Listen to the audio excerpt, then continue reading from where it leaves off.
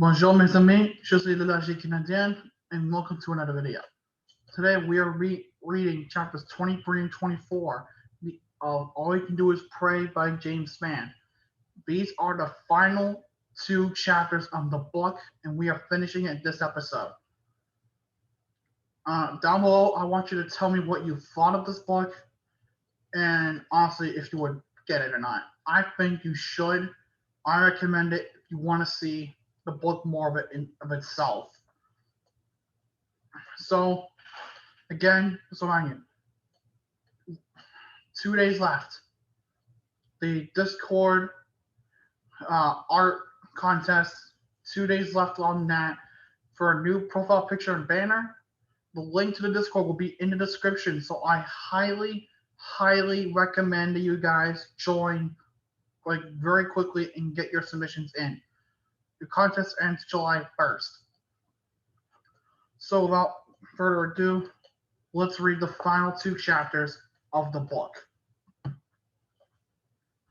Chapter 23, Lessons Learned. In the days and months following April 27, 2011, I had nothing to say in person about the day. I needed to grieve. In fact, I went through every emotion during the grief process. Denial, anger, guilt, depression, and acceptance. It took about 6 months to work through it all. I can recall going through the damage in Tuscaloosa County with a group of government officials on Saturday, April 30th. We toured Holt in Alberta City, and I actually broke away before the group got to 15th Street in Tuscaloosa. I had simply seen enough. For 5 years, through high school and college, I worked at WTBC Radio, located on 15th Street across from Forest Lake. It was my world for so long as a teenager, and I just didn't have the guts to see it. It would be June before I finally drove down that part of town. It still took my breath away. It just so happened the National Weather Association annual meeting was in Birmingham in fall of 2011, and I still had nothing to say.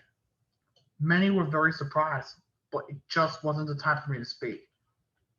I was on the steering committee and at the conference every day during the week-long event, but I did not speak. Very odd for the loudmouth guy from Birmingham, but always has something to say. As most do, I pretty much kept my mental struggles to myself during those 6 months. After all, I have been doing this for decades. I have worked through countless tornado events in my career. It went through the 1974 super outbreak as a student volunteer.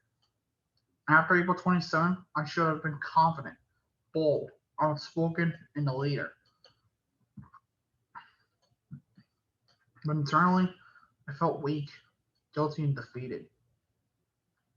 And it's not just me. Teams from the National Weather Service conducted storm surveys while search and rescue or recovery operations were ongoing in the days after April 27th. Many of these meteorologists were ill prepared for interacting with survivors and the impact on themselves. Counseling services from the NOAA Employee Assistance Program were used at National Weather Service offices in Birmingham and Huntsville to help their employees cope with their experience. For too long, nobody wanted to talk about mental health. The truth is that it impacts every family if you peel back a layer or two. I am so thankful for Ginger Z, my former intern and chief meteorologist for ABC News, for speaking out about her struggle with depression. 10 days before she started her job at ABC, she checked herself into a mental health hospital. Her book, Natural Disaster, I Covered Them, I Am One, is a must-read for professional meteorologists and for anyone with mental health struggles. I almost feel guilty opening up about these issues we face as meteorologists. After all, we are not in combat. We are not first responders. We don't rush toward a burning building to save people. Many of us in television, like me, are basically in front of a green wall in a safe, dry studio when the latter turns violent. But we do face depression, anxiety, and imposter syndrome, a psychological pattern in which an individual doubts their skills, talents, or accomplishes accomplishments and has a persistent internalized fear of being exposed as a fraud. Sorry about that. Feelings of self-doubt and failure are very real to us, along with the perception that we are being negatively evaluated and judged. You miss forecasts, sometimes high-impact forecasts like Snowmageddon in 2014. People are injured and some die during tornado events at work. It really goes beyond a football coach who's in a game or two. You will never understand unless you walk a mile in our shoes. Social media has amplified the issue. When I started doing weather on television in 1978, people would have to send a letter or make a phone call to express hateful feedback.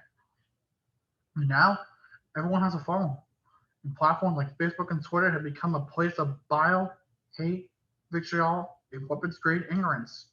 It has become very easy to become a widely seen hater. Let me stress here, we need critical feedback. We will never get better unless we listen carefully to those who use our products and services. Not every negative comment is from a troll, hater, or know-it-all. Some are important and give us an opportunity to improve, but much of what we see is meant to inflict as much pain as possible on us. My standard line is that you can't hurt my feelings. I don't have any feelings left to hurt. To some degree, that is true, but even crusty old weather people like me can still be vulnerable. The bottom line is that being a meteorologist is simply not enough. It's simply not good for your mental health, but you learn to persevere if you do this long enough. As the calendar rolled over into 2012, I knew it was time to get to work. I wanted to know why so many people died and what we needed to do to fix it. I believe the biggest lesson learned was that we do is not enough. My background is engineering and physical science. I know very little about communicating risk and human behavior. Yes, I do hang out at Dollar General and Walmart stores talking to people, but that isn't enough. Many social science professionals reached out to me, knowing the pain and needs in the professional meteorological community after April 27, 2011. Their offer to help was immediately welcomed. Physical science must be integrated with social science to make the severe weather warning process work effectively. Over the past 10 years, I've become close friends with many in social science. Their data and research has proven to be invaluable. An interdisciplinary approach is the only way to move forward. After working with social scientists, reading countless papers on the mortality of April 27th, and talking with people we serve all across all our various demographic groups, I believe I have some firm conclusions on what happened. Why in the world did over 250 people die when the warnings for all 62 tornadoes were so good? Number one, the Sire Mentality. Despite it being technology that's mostly originated in World War II, most people in the US today still honestly believe they're going to hear an outdoor warning siren before they arrive over a tornado. This mentality has killed countless numbers of Americans over the years. The truth is, you'll be able to hear an outdoor siren in a home, business, school, or church during a raging storm or in the middle of the night. Sure, you could probably hear them on a sunny day at 3 in the afternoon, but what good does that do? Sirens have never been effective at reaching people indoors. Never. The only purpose they serve is reaching a limited number of people outdoors. That's it. If a siren is your main method of knowing a tornado is approaching your home, then you pretty much have no hope. Jesus Christ. That's a little savage, but God, we have to move past them. There are days where I want to climb up those poles, take the sirens down, and burn them. That way you won't. That way you know you won't hear them. Some municipalities and county governments are in the process of decommissioning outdoor sirens. They're so costly to maintain and do little good. If we don't move past the siren mentality, then more and more people will die during tornado events. Everyone needs two ways of hearing a tornado warning, and a siren is not one of them. The baseline is a NOAA weather radio, with your smartphone being a secondary way. NOAA weather radio does not work on a cellular network. It is an independent RF network that is very reliable. Every home in a tornado-prone area must have one. And on your smartphone, Be sure WEA or wireless emergency alerts are enabled. This has nothing to do with an app. Every phone in the US comes with a service. And beyond WEA, have a good app designed for weather warnings on your phone as well. 2. Lack of helmet use. Very few people, especially adults, take the time to wear protective headgear when they are in a tornado warning polygon. I really stepped up by stressing the importance of this in recent years. By putting on a bicycle helmet, a batting helmet, or even a motorcycle helmet, you greatly enhance your chances of surviving a tornado. Most of the serious injuries during a tornado involve blunt force trauma to the head, to the skull region. In 2012, scientists at the UAB Injury Control Research Center, or ICRC, published a research-driven commentary suggesting that helmets are an essential addition to an individual's tornado safety preparations. In the commentary, the researchers recommend the use of any helmet or head covering made from a hard material be worn to protect the head from an injury, stored in an easily and readily accessible location in the home, workplace, or vehicle for which one of its purposes is to be worn in the event of or for a tornadic activity. They describe a safety helmet as any structurally sound helmet, such as a motorcycle helmet, football helmet, baseball helmet, bicycle helmet, skateboard helmet, or even a construction hard hat, as long as the helmet's original intended purpose is to minimize anatomical damage sustained as a result of high velocity impacts. Everybody in the family needs to wear a helmet during a tornado warning, including adults.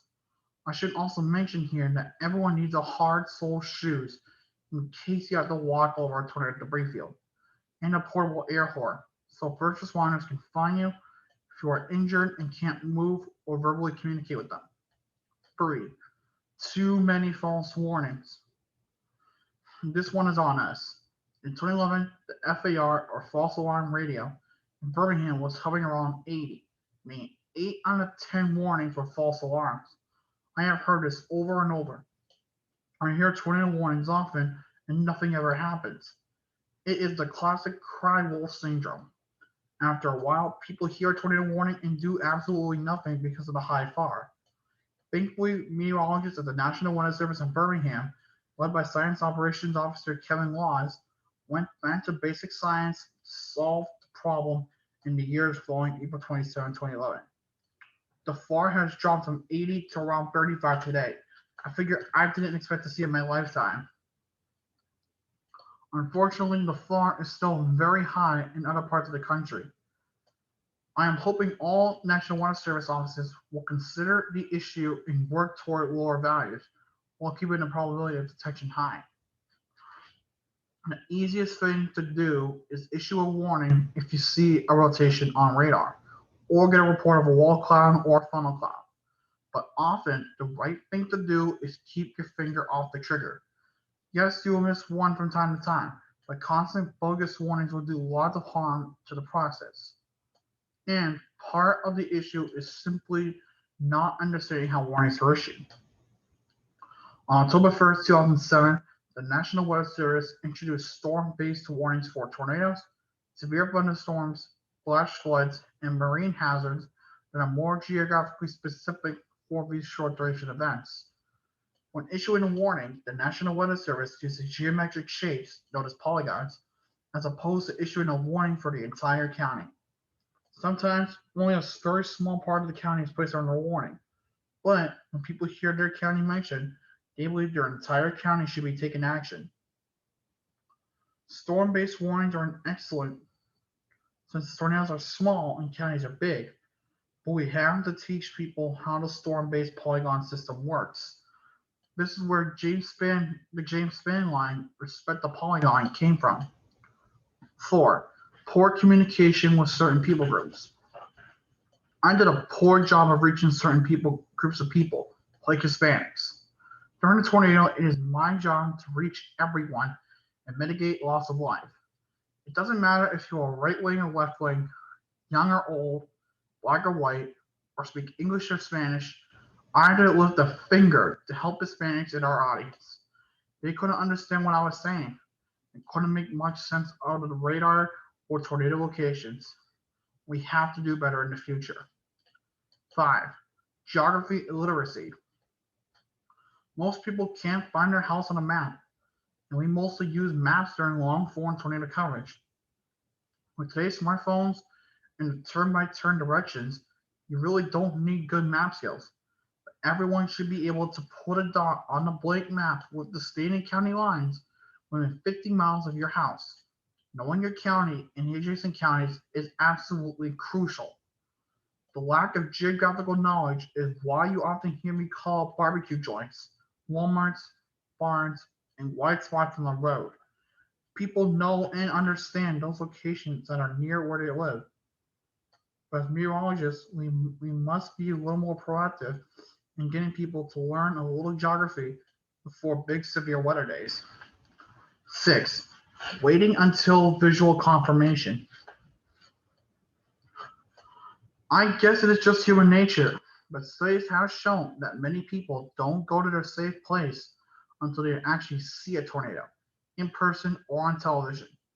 This event, the April 27, 2011 service assessment published by the National Weather Service, in which the quote reads, visual confirmation of a threat is often the most significant motivator for protective action.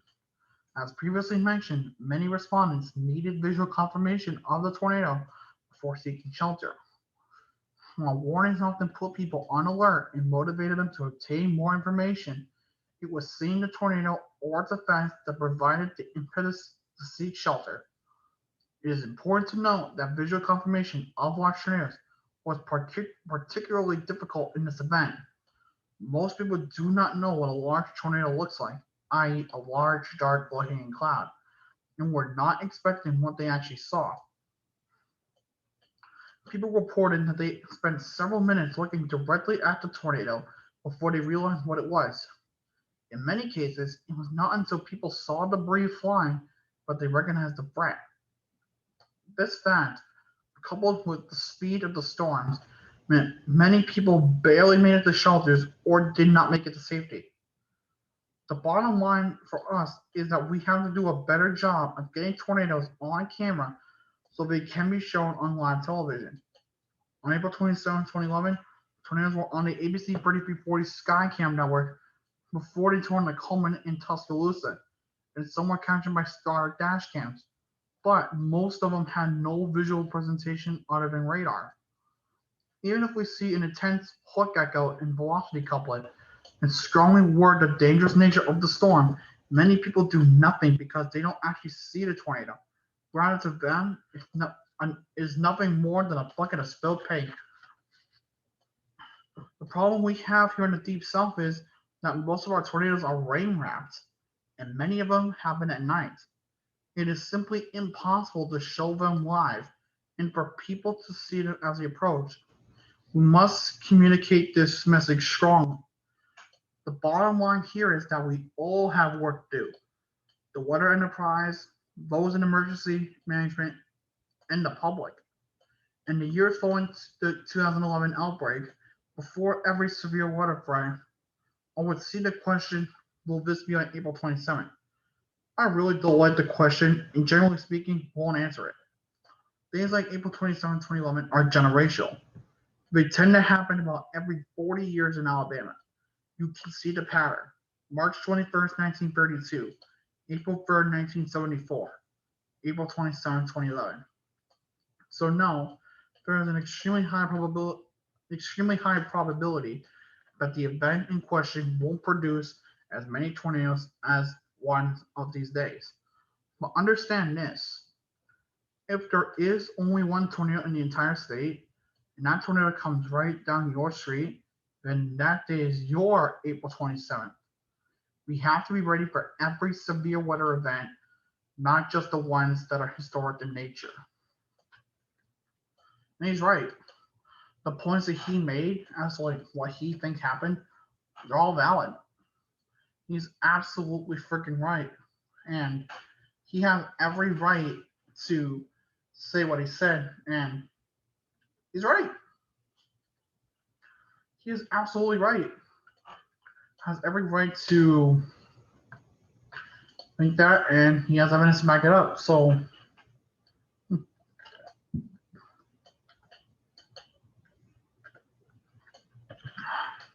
all right, deep breath. All right, the final chapter, chapter 24, 252 souls. Now, for this one, I don't normally ask this, but because I respect all people of religion, of different religions and everything, I'm going to ask that now you bow your heads and you pray and you give a moment of silence as I read off all the names. Because this features all the names of the lives that were lost that day. Again, I ask that you bow and you pray for these victims to rest in peace. Their earthly journey ended as a direct result of the April 27, 2011 tornado outbreak in Alabama. We won't forget you. Candace Hope Abernathy, 23. Cammie Abernathy, 5. Rodney Jean Abels, 51. Minnie Ackland, 73. Matthew Chase Adams, 21. Ovilla P. Andrews, 81. Jeffrey Artis, 51. Oberia Layton Ashley, 86. Scott Adderton, 23. Milton Edward Baker Sr., 68. Jennifer V. Bayode, 35. Donna Renee Berry, 52. Chelsea Black, 20. Nyla Black, 68. Zan Reese Black, 45. Caden Blair, 2 months.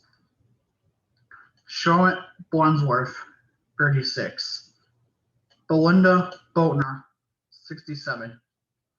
Eddie Joe Bobbitt, 71. Michael Bowers, 3.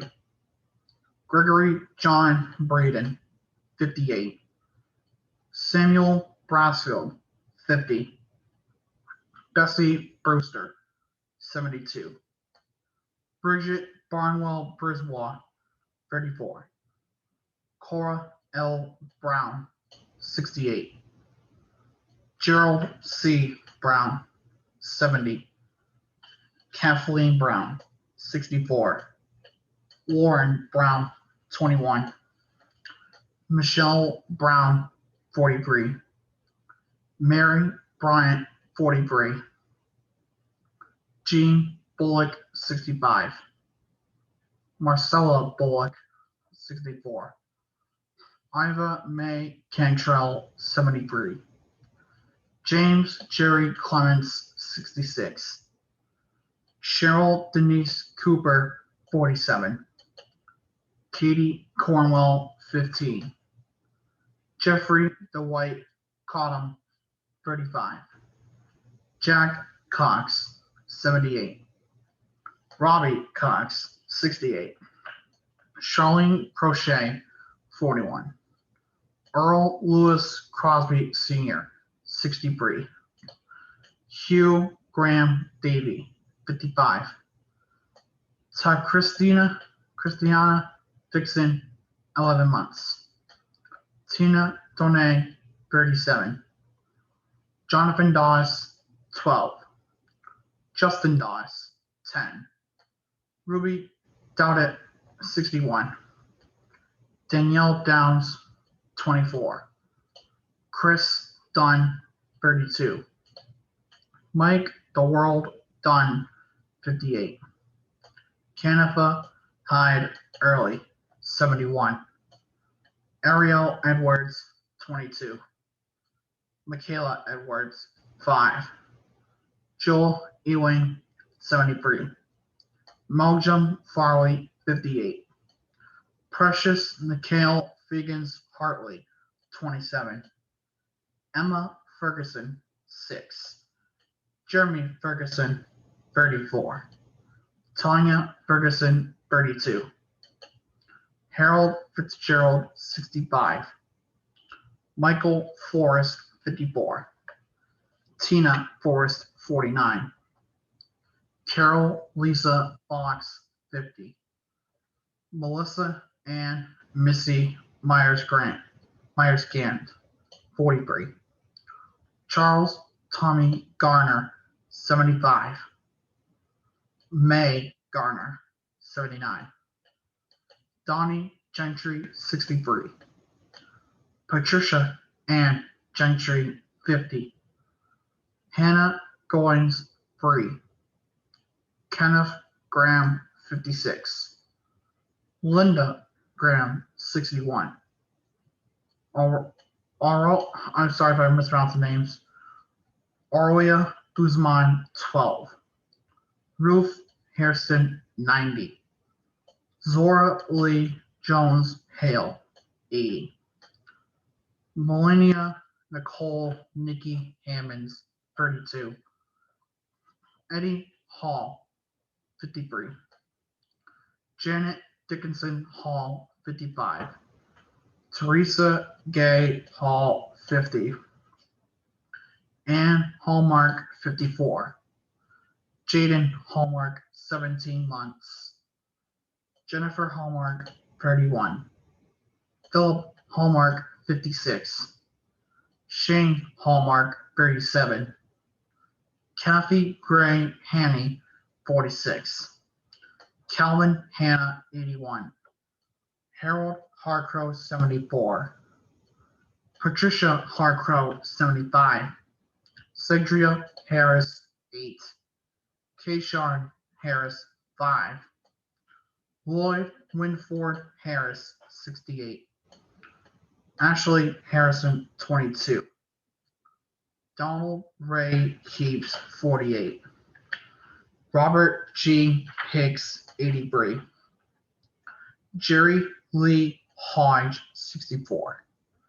Lester William Hood, 81. Jody Wiesinger, 28. Shenna Hutchins, 26. Leah Isabel, 7. Ronnie Isbell, 56. Tammy Isbell, 31. Weffel Isel, 86. Carolyn Ann Jackson, 50. Jacqueline Jefferson, 45. Harold Jr. Jett, 47. Pam Jett, 43. Tammy Johnson, 52. Donna Lee Leah Jokola, 77. Carlo Jokola, 76. Francis Arvilla Jones, 72. Garrett Jones, 25. Jennifer Leonard Jones, 26. Leota Jones, 97. Reba Jones, 75. Bertha S. Cage, 91. James Robert Keller Jr., 67. Helen Kemp, 80. Jeffrey Kemp, 60. Reba Kemp, 60. Jimmy Michael Kilgore, 48. Linda Faye Knight, 57. Ricky Ethan Knox, 10. Thelma Krallman, 89. Haley Alexis Kreider, 8. Michael David Kreider, 10. Michelle Pearson Kreider, 30. Davis Lynn Lapham, 57. Tenny Moselle Lancaster, 95. Amy LeClaire, 33. J.W. LeClaire, 45. Alice Heron Lee, 74. Lee Andrew Lee, 88. Thomas Carl Lee, 64. Velma T. Leroy, 64. Dorothy Lewis, 61. Henry Lewis, 26. Thomas D. Lewis, 66. Dagmar Layden, 56. Linda Sue Lipscomb, 63. William Lipscomb, 67. Freddie Lawley, 81. Vicky Lawley, 55. Stella May Lavelle, 97. Carrie Greer Lowe, 26. Frankie Lunsford, 55. John Lynch, 70. Catherine Massa, 70. Lyndon Lee Dobie Mays, 74. Mary Mays, 76. Yvonne Mays, 61. Cletus Inez McCarley, 69. Sandra Gail McCroy, 56. Carol Jan McElia, 67. Courtney McGaha, 15. Ronnie McGaha, 40. Vicky Lynn McKee, 47. Christian A. McNeil, 15 months. William Robert McPherson, 85. Zaquaria McShann, 2. Martha McCall, 72. William McCalls, 70. Eula Miller, 80. Melanie Nicole Mixon, 26. Claudia I. Mojica, 38. Edgar Mojica, 9. Bobby Joe Moore, 61. Kelly Thorne Morgan, 24. Michael Morgan, 32. Vernon Spencer Motes, 33. Ernest C. Ernie Mundy Jr., 53. Philomena Muoto, 79. Martha Ann Gray Myers, 67. Kenneth Ray Nation, 64. Edna Lucille Bradley Nix, 89. Faye O'Kelly, 70. Ida Ott, 87. Timothy Ott, 53. Martha Lou Pace, 64. J. W. Parker, 78. Perry Blake Peak, 24. Lola Pitts, 85. Sandra Pledger, 68. Carolyn Plump, 37. Frederick Post, 72. Denise Presley, 57. Donald Duck Ray, 73. Jacob Ralph Ray, 5. Virginia Revis, 53. Colvin Rice, 78. Kevin Rice, 36. Janice Dorothy Pedden Riddle, 54. Roger Glenn Riddle, 55. James Romaine, 65. Esther Rawson, 81. Shannon Gale Sampson, 39. Albert Sanders, 44. Angie Sanders, 43. Ramona Sanders Walker, 47. Ann Satterfield, 81. Herbert Satterfield, 90. Ann Lois Humphreys Sayer, 88. George Scribner, 83. Janie Shannon, 80. Shelby Jean Shannon, 58. Judy Sherrill, 62. Morgan Marlene Sigler, 23. Annette Singleton, 45. Helen Smith, 84. Horace Grady Smith, 83. Marcus Smith, 21. Ricky Paul Smith, 55. Peggy Sparks, 55. Leon Sproul, 76. Sylvia Sproul, 69. Leslie Starr, 45. William Chance Stevens, 22. Angel Stillwell, 13. Keaton Jonathan Sullivan, 20.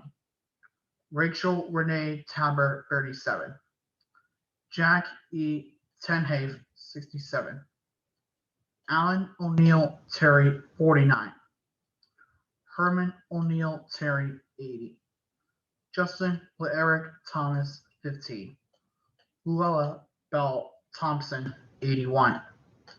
Terry Tinker, 50. Sonia Black Trap, 47. Tracy A. Chowick, 39. Patricia Turner, 55. Lily Lee Turner III, 21. Jackson Van Horn, 24. Ken Vaughn, 24. Danielle Vermillion, 42. Jadal Vermillion, 44. Edward Lucknick, 66. Carol Dean C.D. Waller, 76. Jerry Waller, 64. Brandon Warren, 30. Lucille Waters, 89. Elizabeth C. White, 25. Judith White, 63. Wayne White, 68. Elise Whitten, 75. John Whitten, 77. Alan Mark Weiderman, 49. Jeanette Cochran Wyman, 52. Nancy L. Wilson, 56. Charlie Andrew Wolf, 68. Nettie Ruth Wolf, 68. Rebecca Heron Woodall, 70. Herbert Wooten, 70. Juanita Wooten, 70. Helen Worm, 98. There was one more death in addition to the 251 listed here. A baby of 6 months gestation. The mother was seriously injured and went into premature labor after her home on Ray Wyatt Road in St. Clair County was destroyed. She was taken to UAB Hospital. The baby was delivered on April 30th, 2011 and died May 3rd, 2011. Jesus, we pray that all these people rest in peace. Amen. And so that concludes the book, All You Can Do Is Pray by James Spann. Tell me what you guys thought about the book in the comments. I'm getting a reminder, 2 more days for the Discord art submission giveaway for a profile picture and banner. Link to the Discord will be in the description, so hurry up and get those in now while you still can. Anyways, thank you guys so much for watching the start of the series. Hope you guys did enjoy it. If you did, leave a like, comment below what you guys would like to see next. If you have not done so already, subscribe and join the illogical army. And for tonight, je suis de la Canadienne. Bonne nuit et au revoir.